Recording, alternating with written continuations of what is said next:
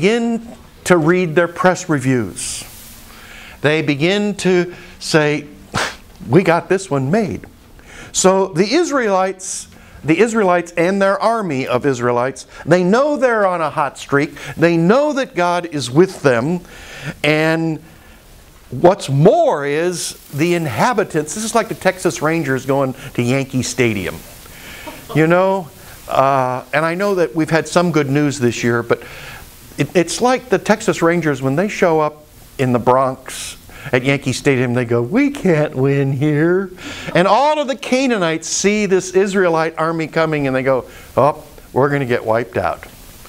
So it's not just the Israelites that are cocky, it's the Canaanites that are defeated before a shot's fired. And so that's the situation here. They know the Canaanites are up against an invincible army that's never lost. And then we read Joshua 7. But the Israelites acted unfaithfully in regard to the devoted things. Achan, son of Carmi, the son of Zimri, the son of Zerah, of the tribe of Judah, took some of them, so the Lord's anger burned against them.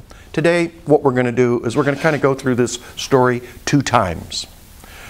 I'm going to read through it now with some comment, and then we're going to go back and look for sort of the weight of the story. So reading on.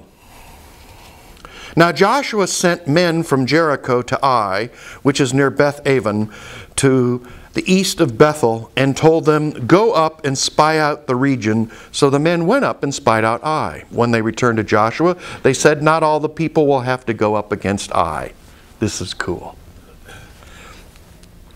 Send 2,000 or 3,000 men to take it, and do not worry all the people, for only a few men are there. So about 3,000 men went up, but they were routed by the men of Ai, who killed about 36 of them. They chased the Israelites from the city gate as far as the stone quarries, and struck them down on the slopes. At this the hearts of the people melted and became like water. So Joshua says, let's send some spies. Let's scope out the territory. Those guys come back and they say, piece of cake. We don't need our full army. Just send a platoon over there, a couple thousand. It's going to take care of them. They're wusses. And the next thing, they get whooped. And this setback causes them to almost instantly. In the morning, they were feeling pretty good about themselves. We're undefeated. In addition to the Canaanites saying, we can't stop these Hebrews. But in a flash, that all changes. And it says they melted. Their confidence, their cockiness is gone. Joshua, well, let's read on. Verse 6. Then Joshua tore his clothes and fell face down to the ground before the ark of the Lord, remaining there till evening. The elders of Israel did the same and sprinkled dust on their heads. And Joshua said, Ah, sovereign Lord, why did you ever bring this people across the Jordan to deliver us into the hands of the Amorites, to destroy us? If only we had been content to stay on the other side of the Jordan. Oh Lord, what can I say? Now that Israelites have been routed by its enemies, the Canaanites and the other people of the country will hear about this, and they will surround us and wipe out our name from the earth. What then will you do for your own great name?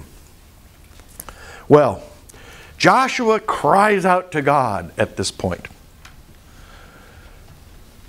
And he says, hey Lord, I thought you said we'd be winners here. I thought we were your people. You got us off to a great start, but we just lost 36 guys. And our spirit is gone. We're losers now. And furthermore, our enemies are feeling a lot better about themselves today than they did. Verse 10. Then the Lord said to Joshua, stand up. This is a good one. Joshua, get up off your knees, pal. What are you doing on your face? Israel has sinned. They have violated my covenant, which I commanded them to keep.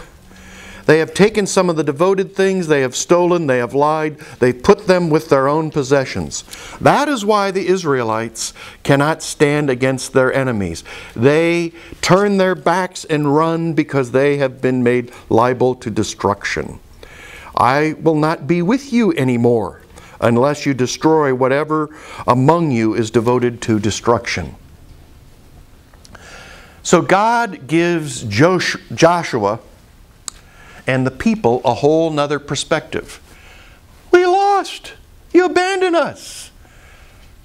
And God says, hold the phone.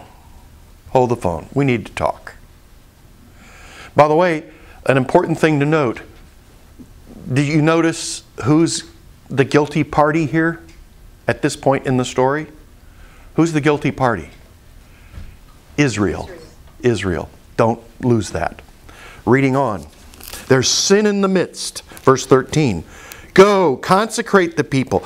Tell them, consecrate yourselves in preparation for tomorrow, for this is what the Lord, the God of Israel, says. That which is devoted is among you, O Israel. You cannot stand against your enemies until you remove it. In the morning present yourselves tribe by tribe. The tribe that the Lord takes shall come forward clan by clan. The clan that the Lord takes shall come forward family by family. And the family that the Lord takes shall come forward man by man. He who is caught with the devoted things shall be destroyed by fire along with all that belongs to him. He has violated the covenant of the Lord and has done a disgraceful thing. Now you get what's going on here? He said, I want all of Israel to pass before me. And he has them broken down into the large group, to the next subgroup, to the next subgroup, until you get to the family, until you get to the guilty person in the family. So he has them pass before.